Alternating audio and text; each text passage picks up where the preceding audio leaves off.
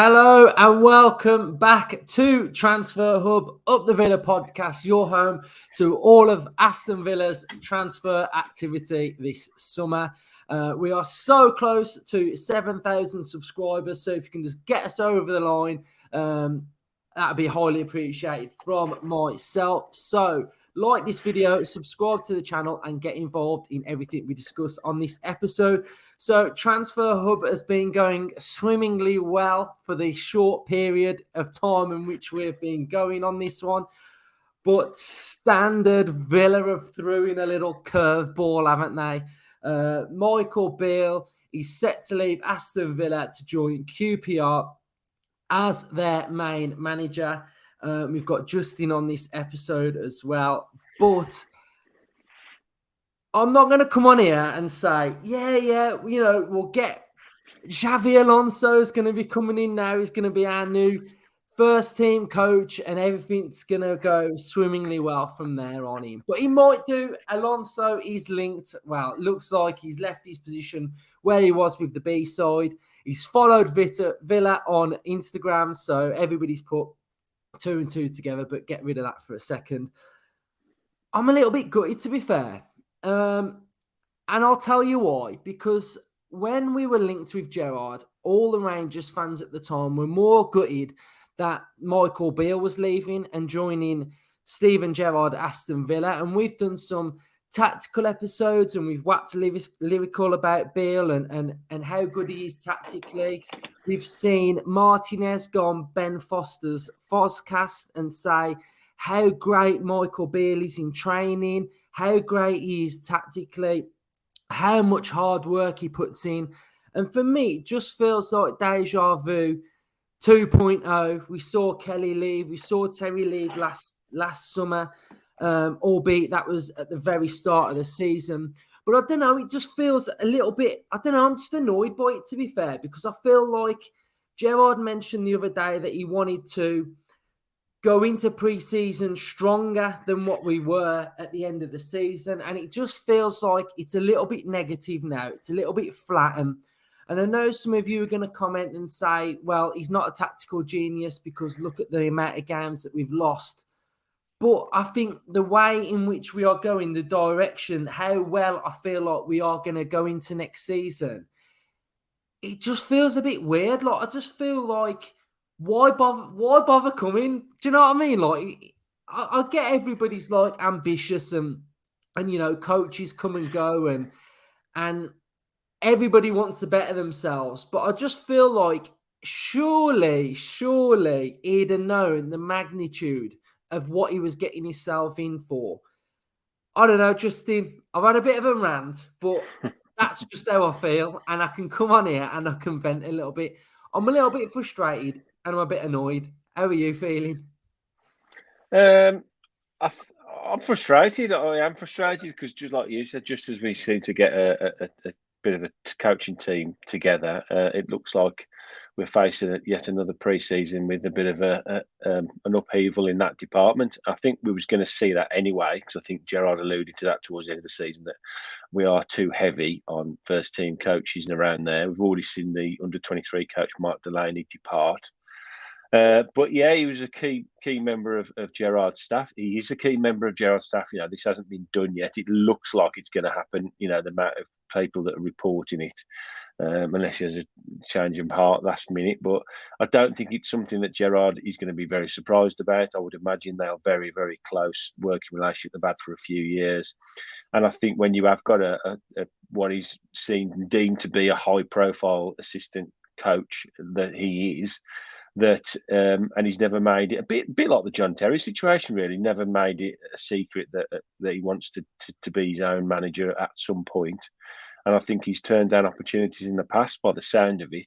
He's had a few approaches. I think Charlton a couple of times have come knocking. QPR are a step up from them. They're a championship club, a mid-table championship club.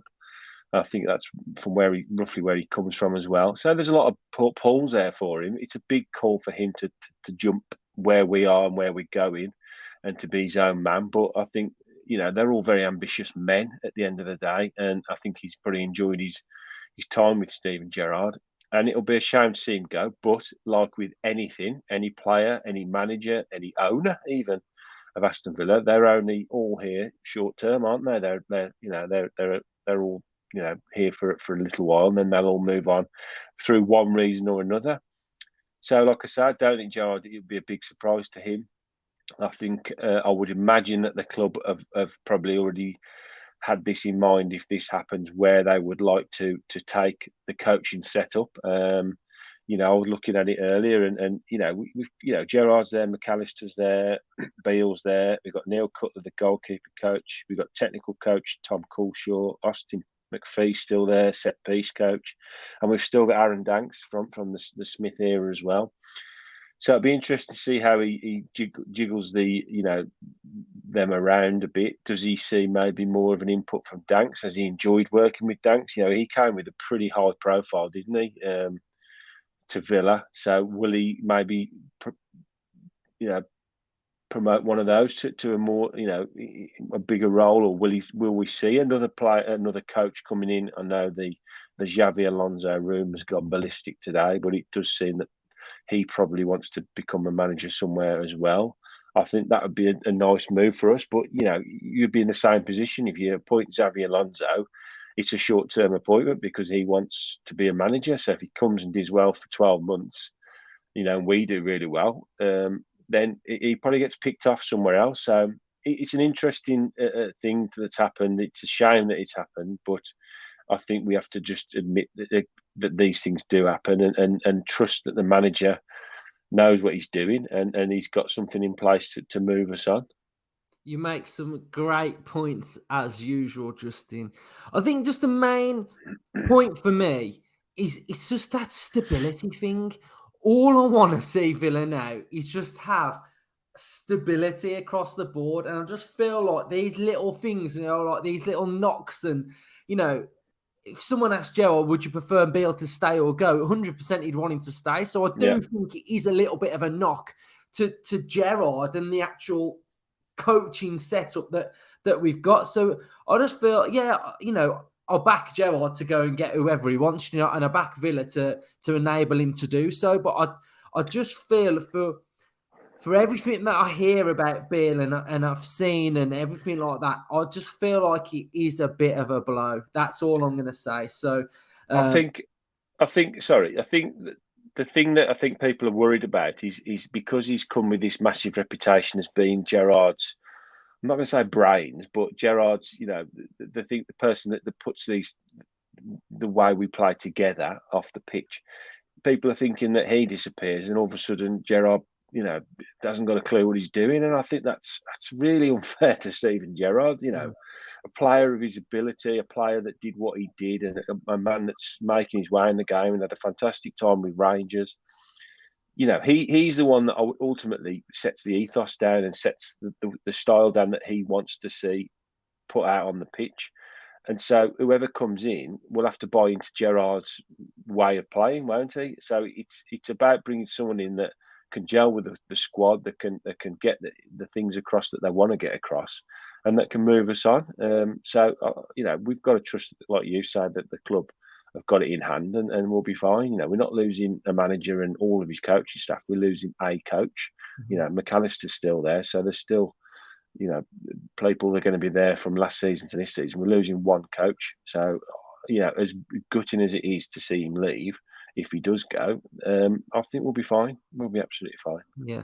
So some other news coming out as well. Aston Villa announced Castore as their new kit manufacturer. Shock. I mean, I don't know what goes on, but I don't know how everybody knows everything before Villa announce it, and everybody's just like, yeah, we already know. But I'm quite excited by this. Those 3 mock-ups that have been put out, I'm not buying them. I'm not buying that them 3 are the main shirts for this season. I don't know why I'm just not buying it. Do you think they are? I do, yeah. Yeah, no, I'm not. I think they are, yeah. I think I'm quite happy with Castore. You hear lots of up and down reports on this and that. I know they had the Newcastle debacle last year with the shirt and the 4 on the front.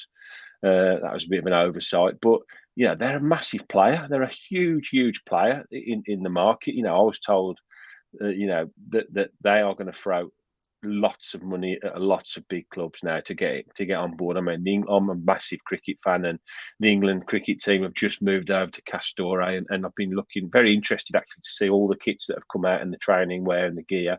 And it looks really nice. It looks good stuff. And until you get your hands on it, you're never really sure. But one thing for sure with this Villa fan base and probably any fan base is kits will always split opinion. It doesn't matter what they do, what they announce, what colours, what styles, what designs, what patterns are put on. It will always split. You cannot please a huge fan base all the time. You just got to hope they please the majority. But with 3 kits, you should be able to get at least one that you like, I would think. To be fair, I really like the brand Castore as well. Some of the kits that are going around at the minute, I really like. I like the material of what it looks like as well, and I think this Castore that they're sort of like mirroring Villa a little bit, aren't they? They're like, we're sort of trying to get to like the top and stuff, and Castore are sort of, trying to play their part and become bigger and better themselves. So I think the two mirror quite well. So yeah, I mean, we love a kit on the podcast. I love a kit. I've got most of them. The one thing that does frustrate me a bit is when you do get the bigger brands come on board, you do tend to get template kits, which for people that don't know what that is, it's just a template of a style of kit, and then they just implement whatever colour of that club goes on it, and that can be a little frustrating because you don't feel special. I think that's what made the Luke kit so special. It was a one-off. It was made just for us by obviously a massive Villa fan, Luke, and he absolutely nailed that, didn't he? Home, away, and third were fantastic, iconic kits forever. So yeah, that is a bit frustrating. I'd like to see him go a bit more wacky, really. Not wacky, but just think a bit outside the box for the home kit. I mean, we've been with claret body, blue arms for a long, long time now. So can't we go back to like stripes, or maybe I'm not saying like the Umbro with the tie collar, something like that, a bit different. But I think they'll probably go safe the first year. Rumours of possibly up to even a 7-year deal with Castore, I've heard today.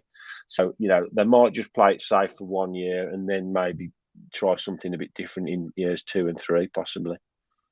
I'll tell you who I think, for me, are at the front of designing kits at the minute.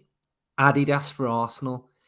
Arsenal's kits are insane. I love them, I do. I love how they bring out sort of like retro jerseys halfway through a season that are sort of like throwback ones. I just love their kits. And, like you were saying about them going wacky, they are prepared to sort of be bold with the kits. And I think